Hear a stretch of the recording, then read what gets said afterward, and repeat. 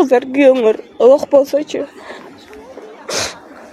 Лох болсочу, жана акча таппай. Үйдө жатат го. Үйдө среднийлер көбүнчө. Мен да. Акча таппай лох болсочу. Күйөөңөрдүн сөзү өтпөсө. Ошо үйдө. Мындайча айтканда. Иттенен пассыңарды айтайм. Директор куршка жолбай калса деле. Сен күнөөлүсүң. Бардыгынан сен күнөөлүсүң. Өзүң кор болгонуң аз келгенсип балаңды да. Балаңды да илерчатындай, каалагандай. Каалагандай төртүп силкейип, ар кимисе келип, төртүп силкейип ошентип.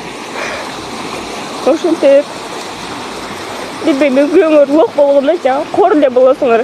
Күйөөңөрдү келечекте күйөөңөрдү карап тийгиле, ата-энесин карагыла.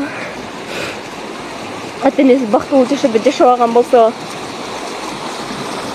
кайненеңер жакшы жашабаган болсо, ачка калган болсо, жакшы кийим кийбеген болсо, жакшы жашоодо жашабаган болсо, ошол күндөрдү келинине сөзсүз көргөзөт. Жок, азырчы. Мен корду болгонумача, унчукпай эле кое берем да, мен кор болсо, корду болгон ушу балам үчүн чыдап жүрөм. Бирок ушу баламдын аркы түртүп, анан ыйлатып, карасаң ысык чайын карматып аткан болот. Ошентип башына ураткан болот. Жашына карабайт да, ичиге карашпайт эч ким. Ичи тамак кылбадың, идиш чыкпады деген, үй жыйналбады деген уруштары мындай көп айтышат.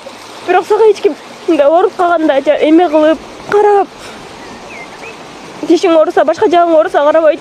Анан үйдөгү иштер биринчи орунда турат. Өлүп атсаң да ошол иштерди кыл дейт. Иштебей атасың, акча таппай атасың деп жаман. Билбейм, ошол үйгө баргым келбейт да. Потому что күйөөң лох да, күйөөң сөз өтпөйт ал үйдө. Итке окшоп эле жүрөсүң, итке окшоп.